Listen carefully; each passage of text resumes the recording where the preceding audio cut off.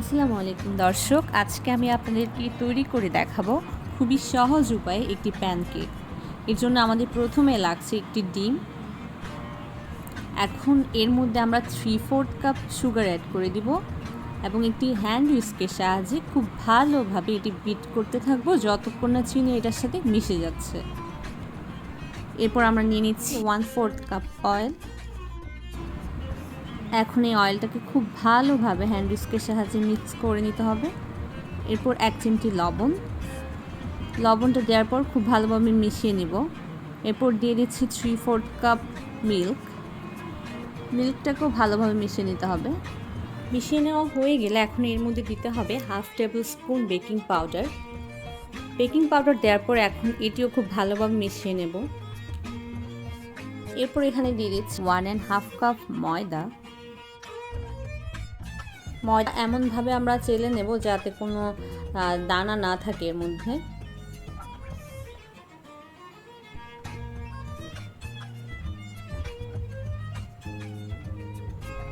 এখন আমার এই ময়দাটা ভালোভাবে মিশিয়ে নেওয়া হয়ে গিয়েছে।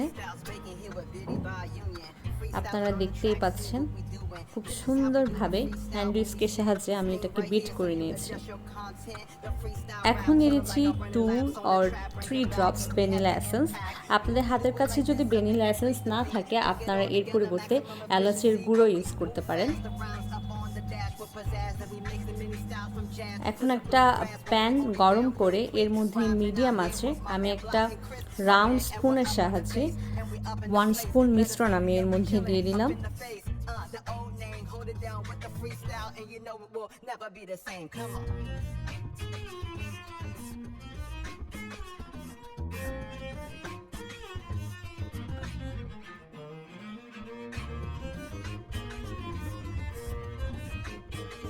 এই তো বেশ কিছুক্ষণের মধ্যেই দেখতে পাচ্ছি আমার প্যানকেকটি মোটামুটি হয়ে এসছে। এখন আমি এই পিঠটা উল্টে উপাস করে দিব।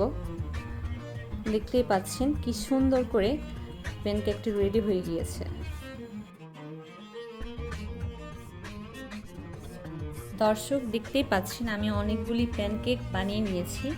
আপনারাও চাইলে এই রেসিপি ফলো করে খুব সহজে একটি ডিম দিয়ে 10 থেকে 11টির মতো প্যানকেক বাসায় থাকা উপকরণ দিয়ে খুব সহজেই বানিয়ে নিতে পারেন। সবাই অনেক ভালো থাকবেন। আসসালামু আলাইকুম।